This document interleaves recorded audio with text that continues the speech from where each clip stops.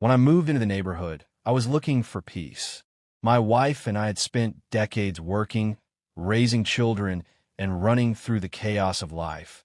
And when retirement finally arrived, we thought we had earned ourselves a quieter chapter.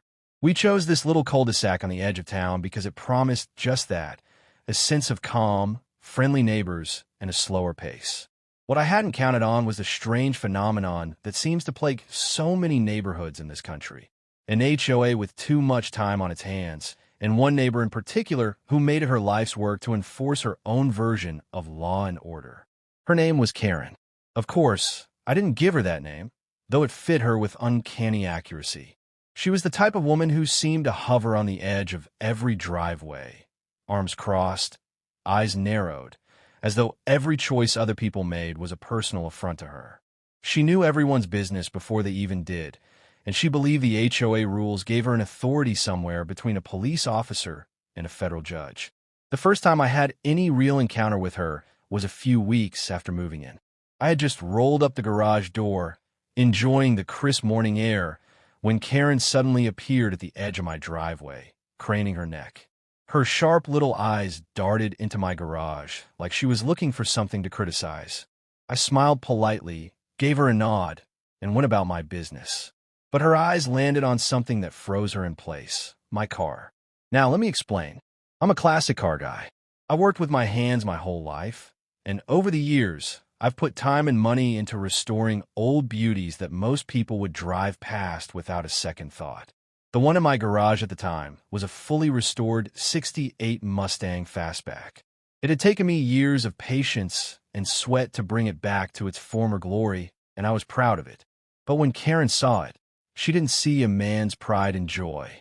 She saw something else entirely. She marched closer without so much as a hello. "Where did you get that?" she demanded, pointing at the car like she'd just spotted a stolen painting.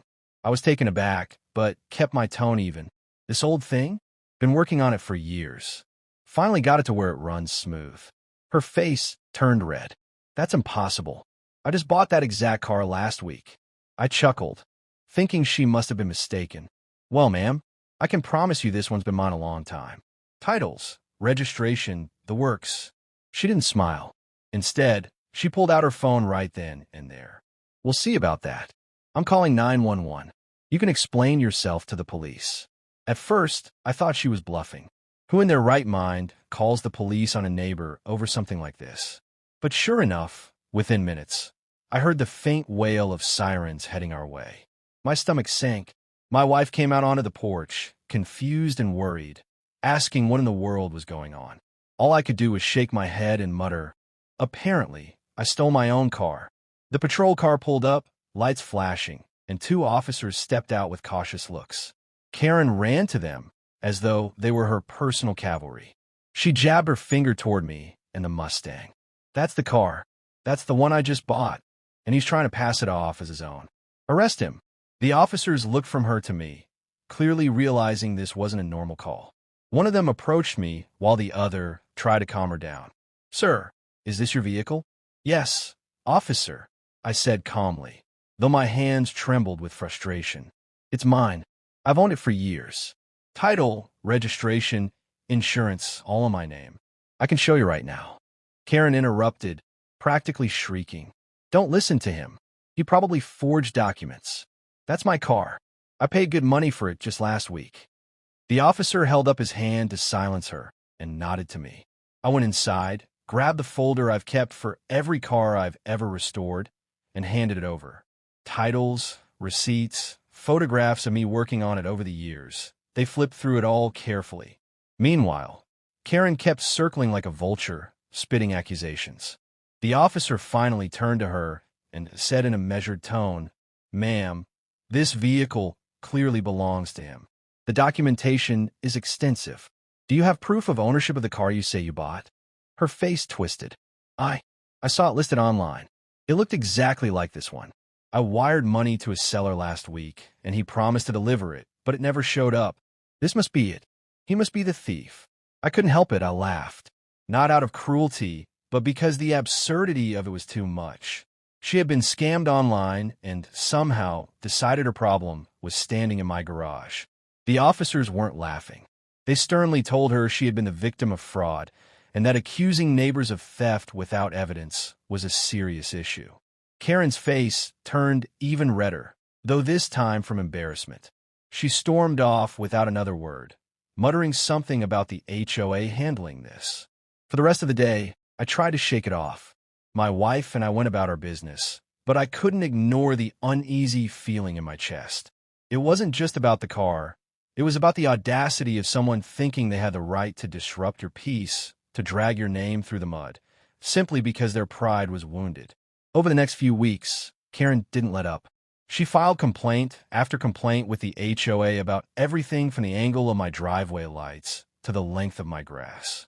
She'd glare whenever she saw me behind the wheel of the Mustang, and once I even caught her sneaking onto my property to take pictures of my garage. It wore on me, I won't lie. But here's the thing about getting older. You learn patience. You learn that lashing out only fuels the fire. So instead of meeting her anger with anger, I chose calm persistence. I documented everything. I kept my property in order. And slowly, other neighbors began to notice what was happening. They saw Karen's obsessive behavior for what it was. They began to nod at me in solidarity, to roll their eyes when she launched into another tirade at a community meeting. The real turning point came when the HOA itself finally had enough. Karen tried to push a motion to have my car removed from the neighborhood, claiming it was a disturbance.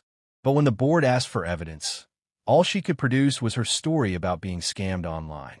The board, tired of her antics, dismissed her complaint outright. In that moment, her power slipped through her fingers. From then on, Karen quieted down. She still scowled when she saw me polishing the Mustang, but she no longer had the crowd's attention. And for me, the whole ordeal became something more than just a nuisance. It became a lesson, a reminder that peace doesn't always mean the absence of conflict. Sometimes, peace comes from how you handle a storm. Life has a way of testing us, even in retirement.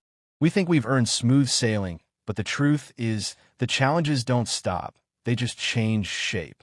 Mine came in the form of a neighbor who saw enemies where there were none. But instead of letting her bitterness infect me, I chose to stand firm, to let time and truth reveal themselves. And in the end, they did. Now, when I roll open that garage door, I don't just see a car. I see years of patience, work, and resilience, not just in metal and paint, but in life itself. I see a reminder that no matter how loud the noise gets, it doesn't define who you are. You define that with the choices you make every single day.